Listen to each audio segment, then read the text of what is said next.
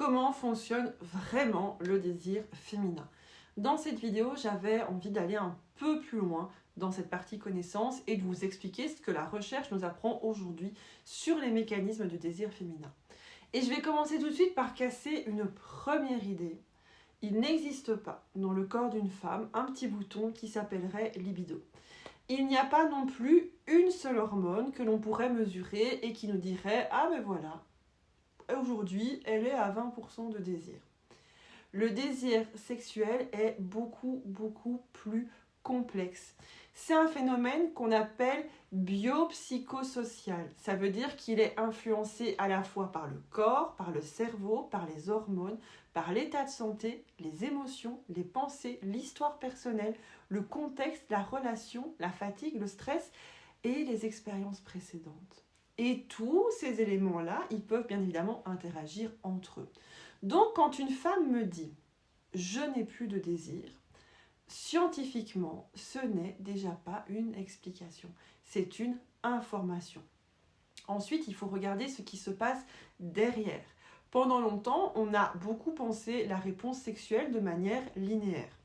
En gros, je ressens du désir, puis je m'excite, puis j'ai une activité sexuelle, puis éventuellement un orgasme. Et ce modèle, évidemment, existe. Certaines personnes fonctionnent effectivement très souvent comme ça. L'envie apparaît spontanément, on parle de désir spontané, elle arrive dans la tête ou dans le corps avant même qu'il ne se passe quoi que ce soit. Tiens, j'ai envie de faire l'amour. Et c'est ce qu'on appelle le désir spontané.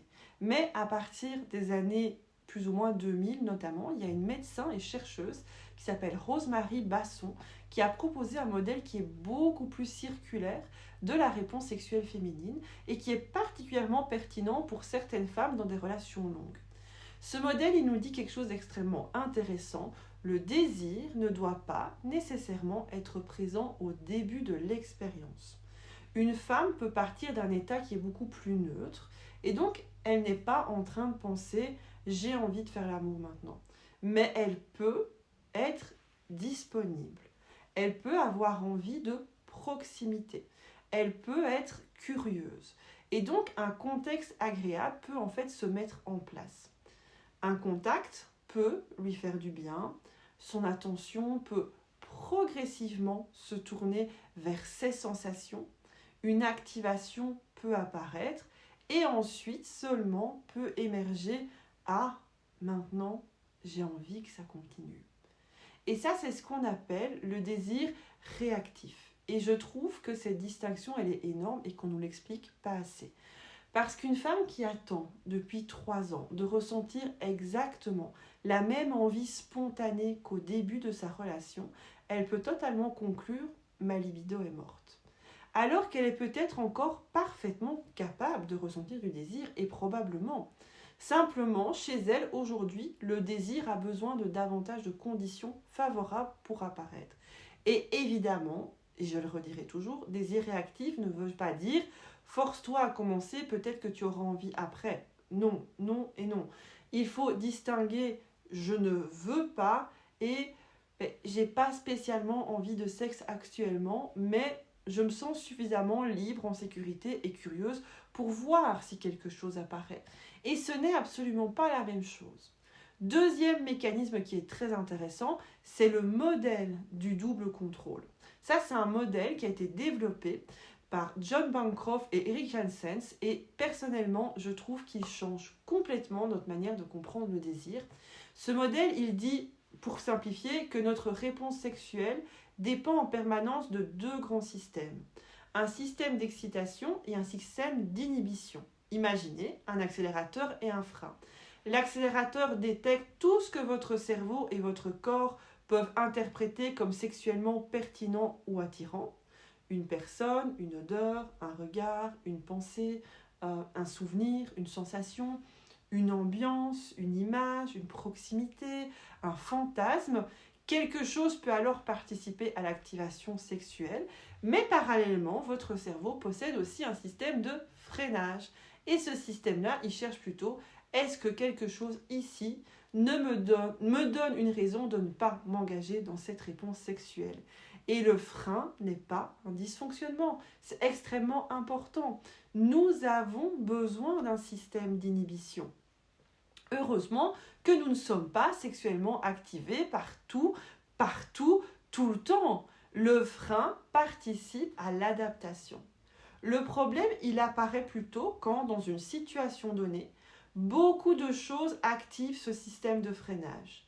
La fatigue, le stress, la peur d'être interrompu par les enfants, une douleur qui se présente, un conflit sous-jacent, un sentiment de pression, une mauvaise image du corps, la peur d'une grossesse, la peur d'une infection, une expérience passée, le sentiment de ne pas être libre, une charge mentale énorme qui nous pèse dessus, le fait d'être préoccupé par ce que l'autre attend, parce que ce que l'autre pense.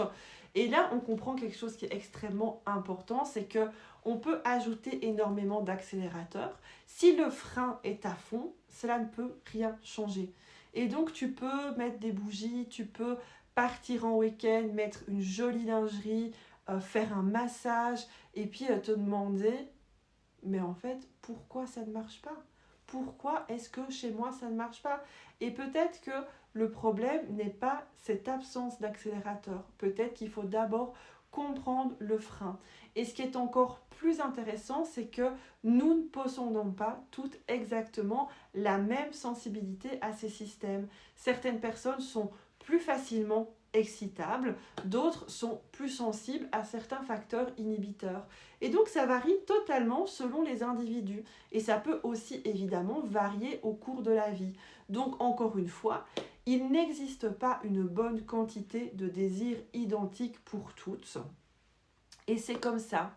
Et puis le troisième élément qu'on va trouver, c'est le contexte. Le cerveau ne traite pas un stimulus sexuel isolément. Il interprète ce stimulus dans un contexte. Donc, on imagine exactement la même caresse. Dans un premier scénario, tu as dormi 8 heures, tu es détendu, tu as du temps, tu te sens bien dans ton corps, tu te sens proche de ton partenaire, personne ne vous attend nulle part, personne n'a besoin de vous, tu sais que tu peux arrêter quand tu veux. Et bien la caresse, elle peut être reçue à ce moment-là d'une certaine manière. Maintenant, prends exactement la même main du même homme, exactement la même caresse, mais toi, tu as dormi 4 heures. Tu as eu une journée horrible. Tu as encore 8 choses à faire après. Les enfants peuvent entrer dans la chambre à tout moment. Vous vous êtes disputé avant et tu sais que ton partenaire, il espère fortement un rapport sexuel. Physiquement, c'est la même caresse. Mais pour ton cerveau, ce n'est absolument pas le même événement. Parce que notre système sexuel ne répond pas simplement à « qu'est-ce qui me touche ?» Il répond aussi à « dans quelles conditions cela se passe ?» Qu'est-ce que cela signifie ? Dans quel état est mon système nerveux ? Est-ce que je suis disponible ? Est-ce que je suis en sécurité ? Est-ce que je suis libre ? Qu'est-ce qui risque de venir après ? Parce qu'on anticipe évidemment. Et c'est une des raisons pour lesquelles le désir peut être extrêmement contextuel. Et puis quatrième élément très scientifique et très intéressant, ce que mon corps fait et ce que je ressens consciemment ne sont pas toujours parfaitement synchronisés. Des recherches sur ce qu'on appelle la concordance sexuelle ont comparé l'excitation génitale mesurée physiologiquement à l'excitation ressentie et rapportée par les personnes. Et donc, il y a une grande méta-analyse qui a trouvé en moyenne une concordance plus faible chez les femmes que chez les hommes. Ça veut dire quelque chose d'extrêmement important. Un corps peut présenter ce qu'on appelle une réponse génitale sans que la femme se dise « je suis excitée ». Et inversement, son expérience subjective ne peut pas être réduite à ce qu'on observerait physiologiquement dans ses organes génitaux. Et ça rejoint ce qu'on a vu ensemble dans une autre capsule, réaction génitale, excitation subjective, désir et consentement ne sont absolument pas des synonymes. C'est fondamental parce qu'une lubrification, une vasoconjection ou une autre réaction corporelle, peu importe, ne signifie jamais « elle veut ça, elle a envie ». Le corps peut répondre automatiquement à une stimulation. Le désir et le consentement demandent d'autres informations. Et puis enfin, il faut parler de tout ce qui se passe autour de ces mécanismes, parce que parfois, quand une femme ne ressent plus de désir, on cherche immédiatement une explication psychologique ou relationnelle, mais le désir a aussi une dimension biologique qui est réelle. Les hormones peuvent jouer, donc la ménopause, la préménopause peut jouer, la grossesse peut jouer, le postpartum et l'allaitement peut jouer. Certaines maladies peuvent jouer, bien évidemment. La douleur a un rôle à jouer qui est énorme. La dépression, l'anxiété peuvent jouer. Certains médicaments peuvent modifier le fonctionnement sexuel et notamment certains antidépresseurs qui peuvent avoir des effets sexuels chez certaines personnes. Donc, il faut vraiment sortir d'une vision simpliste. Ce n'est pas et ce ne sera jamais tout est dans ta tête. Ce n'est pas non plus tout vient de tes hormones.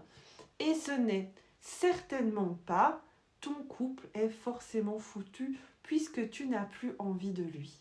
Le désir, c'est un système qui est vivant avec de l'excitation, avec de l'inhibition, avec du contexte, avec du corps, avec de la cognition, avec de l'émotion, de la relation, de l'histoire, de la santé.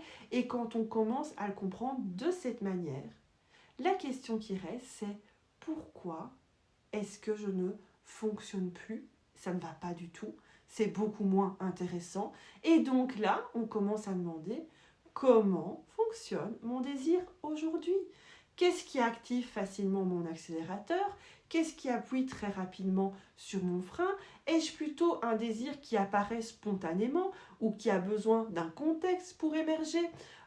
Dans quelles conditions mon corps devient-il disponible? Qu'est-ce qui m'empêche d'être présente à mes sensations? Et c'est un vrai apprentissage. Quelle place occupe actuellement la fatigue, la santé, les hormones, les médicaments, la relation, la pression?